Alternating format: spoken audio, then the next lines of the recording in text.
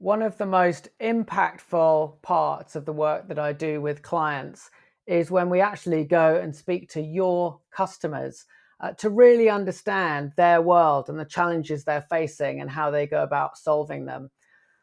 Back when a company is started in that real startup phase, speaking to customers and really sitting in their world and understanding it is a key part of developing a product and finding product market fit.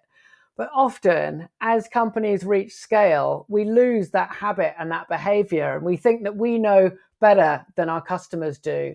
And so our interactions with customers tends to be around networking events or asking them to jump on a video to talk about how great we are. We don't really spend enough time understanding their view of the world. So what I want to walk you through now is a framework that I love following called the switch interview. It was popularized by a guy called Bob Moesta, who's one of the joint authors of the Jobs to be Done framework. So if you've seen Jobs to be Done, that is one of the guys behind that.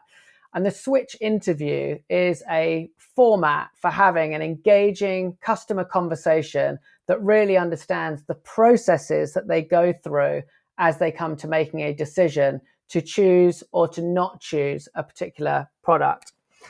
And I'll draw it up here. So what we're going to start with is actually at the end of the process, and we're going to start with buying.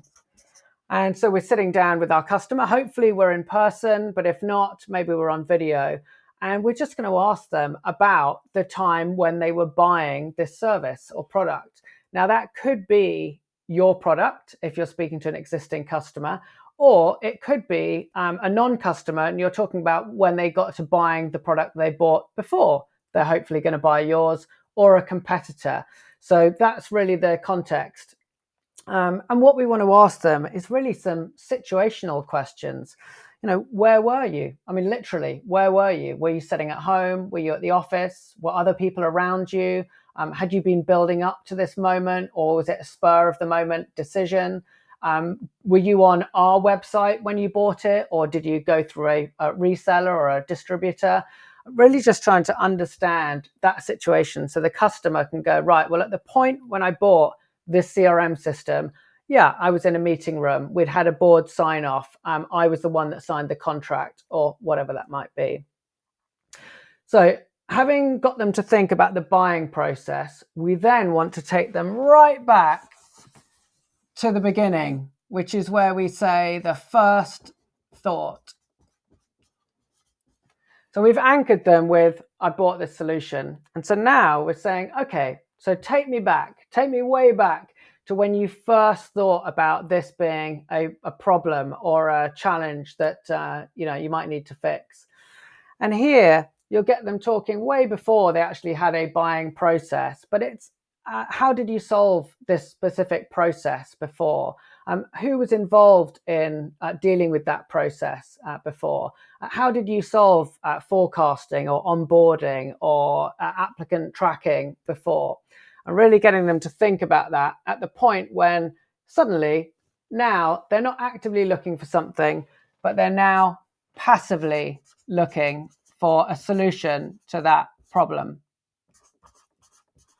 And so now, whilst they haven't got an active buying process, they're now starting to think about who's involved with this problem, who would need to be involved in coming up with a solution for it. They'll be starting to explore if there are alternative approaches to figuring out this problem, which might be maybe we just build something internally. Maybe we're just going to do it on spreadsheets. Maybe we work with an existing partner who could customize or configure something that we've already got. So this is the sort of passively looking. I know I've got a problem, but I'm not actually doing anything specific about it yet. Next up, we ask them about actively looking. And now is when a customer is actually moving into a more formal buying process. We're now starting to ask them about when did this actively turn into a buying search, and how did you go about that? Was that in a certain system, or was it quite informal? Did you organize a meeting? Who did you involve in that? And how did you start to determine what requirements you have and what suppliers might be in that active search that you're conducting? How did you go and find those specific suppliers? Did you speak to peers? Did you speak to analysts? Did you go on G2? We're really trying to get into their mind well in advance of them getting in contact with a specific supplier. And so then we come back towards deciding.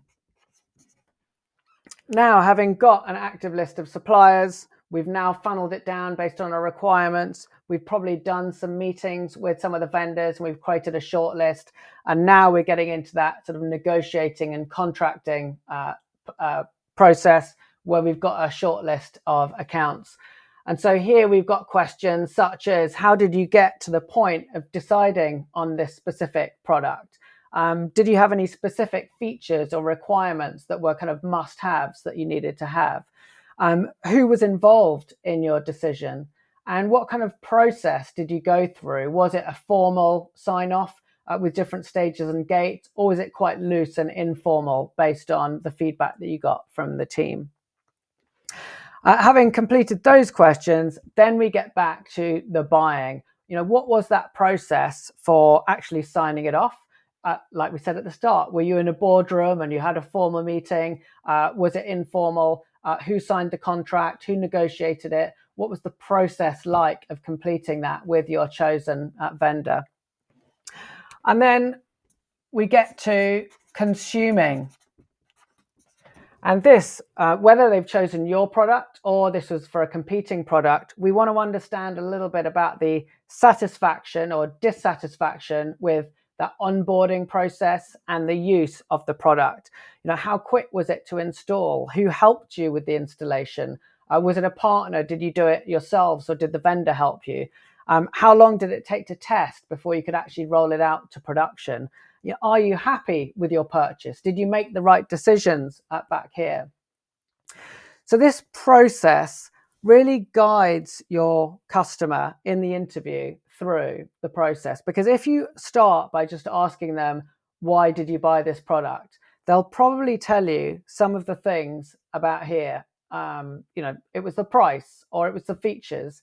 But what you really want to understand is what happened 6 months, a year before, when this was just noodling around in someone's brain, well before they had a buying process. What were those things that were going on?